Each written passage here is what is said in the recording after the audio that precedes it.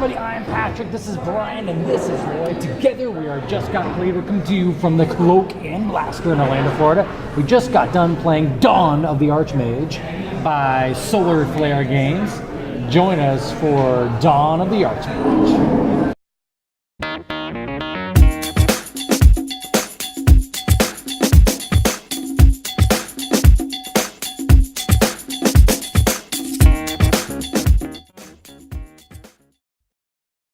Brian Fiore. Yes. Tell us all about Dawn, not all about it, but tell us about Dawn of the ArchMage. All right. Dawn of the ArchMage is a tactical skirmish game.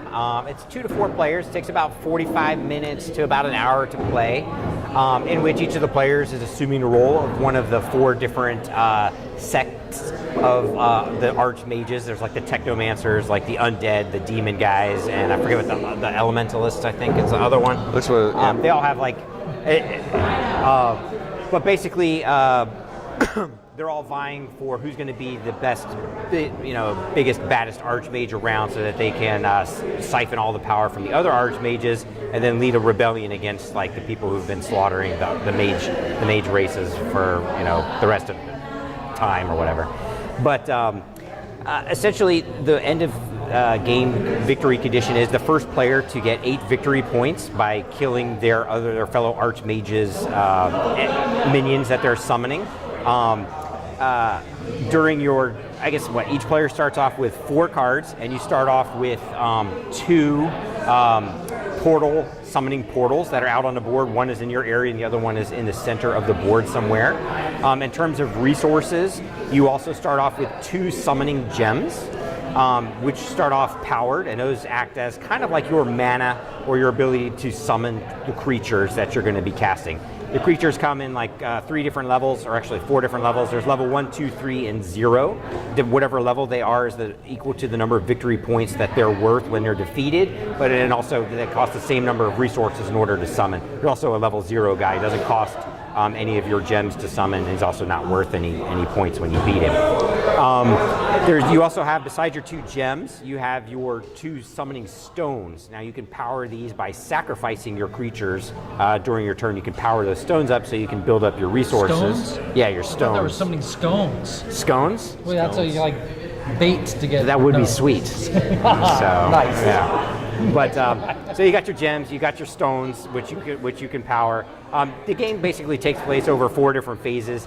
You have your summoning phase, in which you are summoning out your creatures. You can only really have 2 on the board at a time because you're limited by your summoning portals. And then you've got your. Then you can also sacrifice creatures during that turn in order to power those stones up, or your scones, right? And then from there you move into your movement phase, which you roll 2d6, and then there's an additional +1, 2, or 3 modifier depending on the size of the board that you've gone with.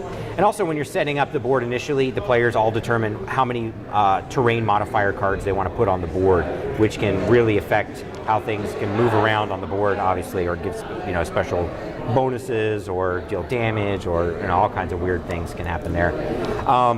But you roll 2d6 plus that modifier, and then you can spread out those energy points between all of your characters to move them around the board. They can all move orthogonally, and then when 2 opponents occupy each other, then you're going to move into the combat phase. You're going to resolve all of your combats.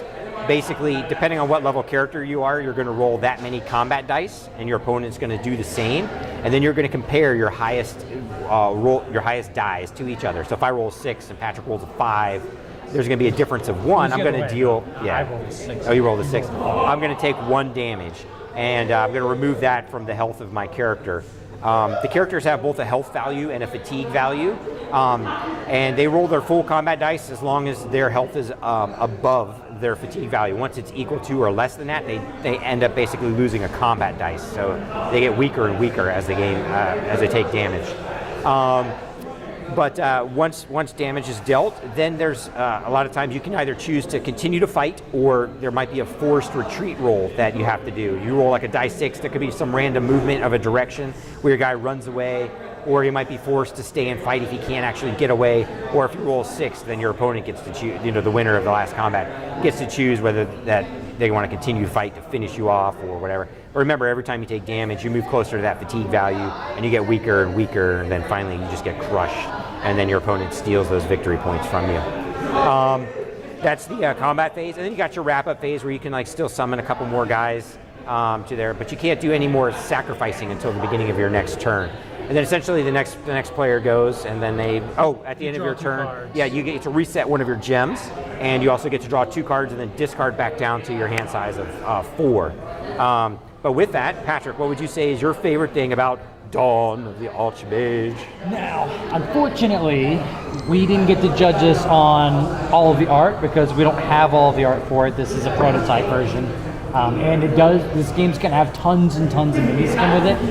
And unfortunately, you guys haven't seen the minis, and I have. I've seen renderings of all the minis, and they look fantastic. Now, I don't know if that's gonna translate to the finished product, but the artwork for the minis look really, really good. The renderings look really good. So with that little bit of insider information, I'm gonna say, I think the miniatures are gonna look really cool for this game, and there's a lot of them. Lloyd, if you had to pick one thing you like the most, it would be? The thing I like the most are these terrain modifier cards. There's all kinds of crazy effects in here, and it changes up your strategy of how you're going to move around the board. That would have been my second choice. Those are pretty cool. It does limit your being able to just run right across the board and punch somebody. Like, I'm going to run across the board. Oh, there's a black hole. I'm teleported away. So you really have to plan your movement out a little bit better. So that just changes up the gameplay just enough. And the artwork is complete on those, and they look fantastic as well. They do. The artwork looks good on it. Brian, if you had to pick one thing you like the most. The thing I think I like the most is the combat system. There's a lot of dice rolling involved, but you're just comparing those numbers. But my favorite thing is like once you've done that 1 or 2 damage, you get basically the choice to like, hey, I want to fight again. So even though if I lose 1 damage, I would still want to like come back and roll some more dice and hopefully defeat them and make them pay. So you can keep the combat going. So That's something I don't like. I don't like the fact that there's a possibility that you can daisy chain off some of these turns and they can last a long time. Unfortunately, Brian and I got into a big rock'em sock'em robot fight. I did. And Lloyd had to sit there for quite a while. But I did have front row seats to watch the battle go down. That's true. And I got to pick the carcasses when you guys were done. That's true. That is true. But that's the thing I kind of like the least is the fact that it can chain on and on and on. Combat can last a while in 1 turn. got it. Yeah. And Lloyd, if you had to pick something you like the least,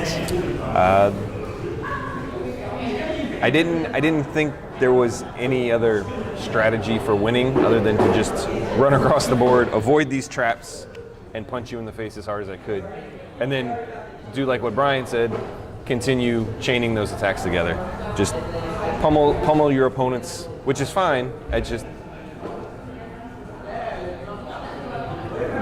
seemed to be the only path to victory. yeah, very arena-esque. I'm gonna whip your ass. Just run across, punch as hard as you can, and then do it again and again. I can see that. Brian, if you had to pick one thing you like the least, The thing I like the least is probably the fatigue aspect of the. I like that. See, we're You so like the weird fatigue? when ours are different. I didn't like the fatigue because your guy gradually gets weaker and weaker in those combat dice. So it's kind of like a balloon that's deflating, and you're just like, you were rolling 3 dice before, now you're only rolling 2, or it was 2 and then 1. We did crush him. He had no points, and we took both of his guys off the field. So that's why he didn't like fatigue. Oh, Yeah, I didn't like fatigue. Well, you don't like to stop either when you're like, oh man, I Yeah. could withdraw. No, I'm just going to keep fighting. So that maybe if you had thought about that strategy-wise. Yeah, probably. But what's the thing that you like the least? I already told you. Oh, yeah. Sorry, I'm fatigued. I've played a lot of games today. But anyways, Dawn of the ArchMage is coming to Kickstarter very, very soon.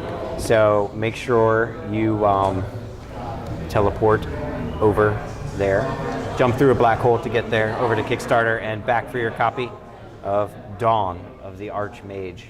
Like 1st of August or something. Coming soon.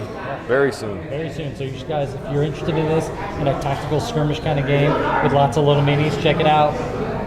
I'm Patrick. That's Brian. This is Lloyd. Together we just got played. Thank you very, very much.